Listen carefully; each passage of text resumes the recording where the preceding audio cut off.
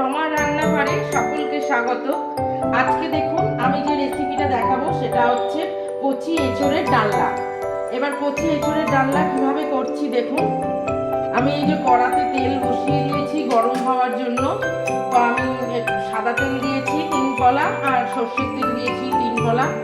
আমি দুটো তেল মিশিয়ে করছি, আপনারা যদি চান একটাতেও করতে পারেন, যে কোনো একরকম তেলে। আমার মানে এতে আমি 2 রকম তেল মিশিয়ে করছি। তা দেখুন আমি এই যে আলু নিয়েছি, 4টে আলু নিয়েছি। আমি এরমভাবে কিউব করে কেটে নিয়েছি, আলুগুলো পরিষ্কার করে ধুয়ে রেখেছি। আর দেখুন এই যে কচি এঁচোড় সুন্দর, এখন এই কচি এঁচোড় আমি এইভাবে কেটে নিয়েছি ডুমো ডুমো করে নিয়ে, এটাকে আমি প্রেসারে হলুদ দিয়ে একটু নুন দিয়ে সেদ্ধ করে রেখেছি। আর এখানে একটু পেঁয়াজ বাটা নিয়েছি, 2টো মিডিয়াম সাইজের পেঁয়াজ বেটে নিয়েছি। আর একটু পেঁয়াজ, আধখানা পেঁয়াজ আমি এই যে কুচিয়ে রেখেছি, এটা ফোড়নে দেবো।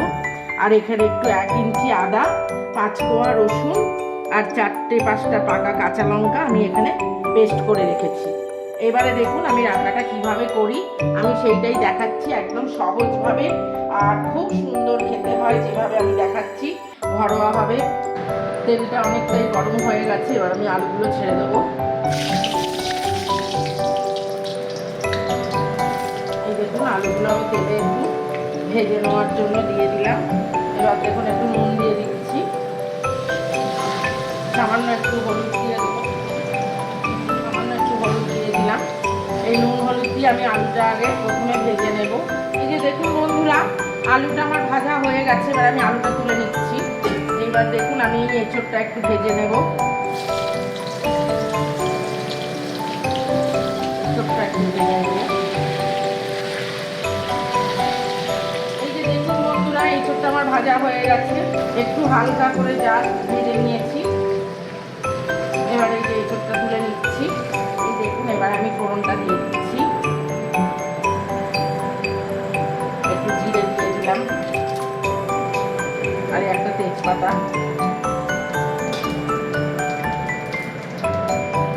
এবারে যে পেঁয়াজটা কুচে রেখেছিলাম কুচিয়ে, সেটা দিয়ে দিচ্ছি।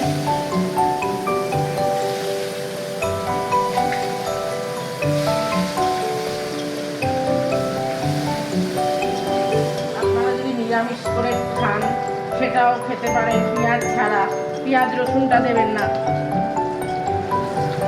আদা, লঙ্কা, জিরে বাটা, ধনের গুঁড়ো এইসব দিয়ে আপনারা নিরামিষ করেও রান্নাটা করতে পারেন, সেটাও খেতে অসাধারণ হয়। দেখুন পেঁয়াজটা আমার হয়ে গেছে, এইবার আমি এই বাটা পেঁয়াজটা দিয়ে দিচ্ছি।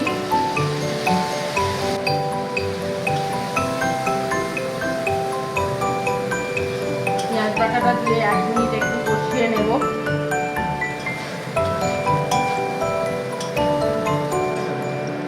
এর সাথে আমি 2টো টমেটো পেস্ট করে রেখেছি, সেটা বলতে আমার ভুল হয়ে গেছে। আদা, রসুন, কাঁচা লঙ্কা, লাল লঙ্কা আর এর সাথে 2টো টমেটো আমি পেস্ট করে রেখেছি একবারে। এটাও দেখুন দিয়ে দিচ্ছি।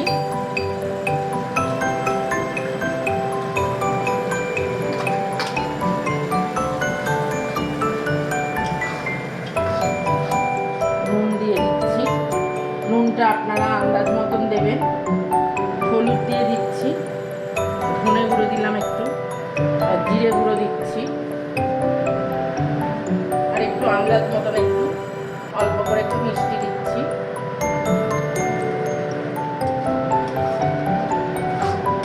ব্যাস, এতে আর কিচ্ছু দেবো না। এবার আমি মশলাটা ভালো করে এবার কষাবো। এমন কিছু ঝামেলাও না, অথচ একটা সুন্দর রান্না। কচি এঁচোড়টা এখন খেতে ভীষণই ভালো লাগে, সবের সাথেই ভালো লাগে। কাঁচা গন্ধটা না যাওয়া অবধি মশলাটা আমি ভালো করে একটু কষিয়ে নেব।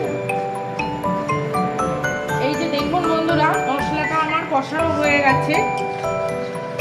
এইবারে আমি আলুটা আর এঁচোড়টা এর মধ্যে দিয়ে দিচ্ছি। আমি এটা আজকে প্লেন করেছি, আপনারা যদি কেউ মনে করেন তাহলে চিংড়ি মাছ দিয়েও করতে পারেন। চিংড়ি মাছটা ভেজে রেখে কষানোর সময় এই চিংড়ি মাছটাও দিয়ে দিতে পারেন, কিন্তু আমি চিংড়ি মাছ দিয়ে করিনি, আমি আজকে প্লেনই করেছি। আবার যদি কোনোদিন চিংড়ি মাছ দিয়ে করি সেটাও দেখাবো। আমার একটা ভিডিও দেওয়া আছে চিংড়ি মাছ দিয়ে করা, সেটাও আপনারা দেখে নিতে পারেন। এই দেখুন, এইবারে এই আলুটা আর এঁচোড়টা ভালো করে একটু কষাবো। যত কষানো হবে তত টেস্ট বেড়ে যায়। এত অসাধারণ এটা খেতে লাগে। আমি ঠিক যেভাবে করছি, যেভাবে দেখাচ্ছি, আপনারা ঠিক এইভাবে করুন, করে খান। একদম সিম্পল, বেশি কোনো মশলা না, হালকার উপরে একদম রান্নাটা।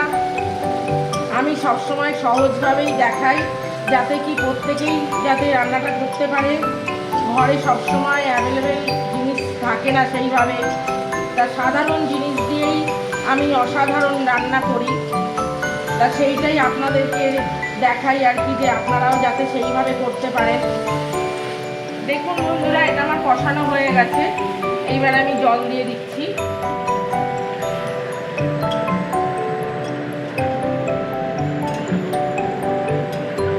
আপনারা যেরকম ঝোল রাখবেন সেই আন্দাজে জলটা দেবেন।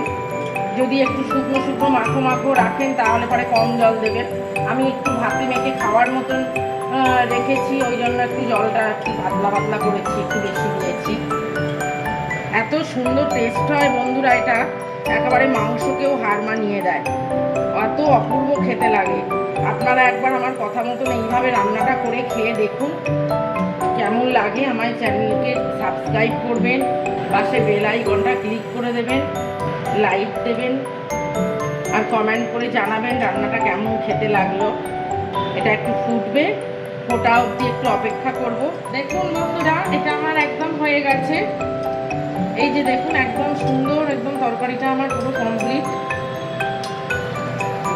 আমি নুনটা একটু টেস্ট করে নেব, একদম ঠিক হয়েছে। আপনারাও নুনটা ঠিক কীরকম খান সেই আন্দাজে একটু টেস্ট করে নুনটা দেবেন। কেন, যেহেতু আমি এঁচোড় সেদ্ধ হওয়ার সময় একটু নুন দিয়েছি, আলুটা ভাজার সময় একটু নুন দিয়েছি, ওই জন্য আমি অল্প করেই দিয়েছি। রান্নার সময় টেস্ট করে দেখে নিলাম, একদম ঠিক হয়েছে। আপনারাও ঠিক নুনটা দেখে টেস্ট করে নিয়ে তারপরে দেবেন। এরপরে দেখুন আর কিছু আমার দেওয়ার নেই। এবারে শুধু আমি গরম মশলা, এই শাহি গরম মশলা দেখুন এই ওপর থেকে আমি দিয়ে দিচ্ছি। ব্যাস, এই গরম মশলা দিয়ে দিলাম, দিয়ে এইবারে আমি এটা ঢেলে নেব। আমার এটা একদম হয়ে গেছে। আমি ঠিক যেরকম দেখালাম, যেরকমভাবে করলাম, আপনারা ঠিক এইভাবে করুন, করে খান। কেমন হয় আমায় জানাবেন। আমার চ্যানেলটাকে লাইক করবেন, শেয়ার করবেন, সাবস্ক্রাইব করবেন, পাশে বেল আইকনটা ক্লিক করে দেবেন। আজ তাহলে এই পর্যন্ত, নমস্কার।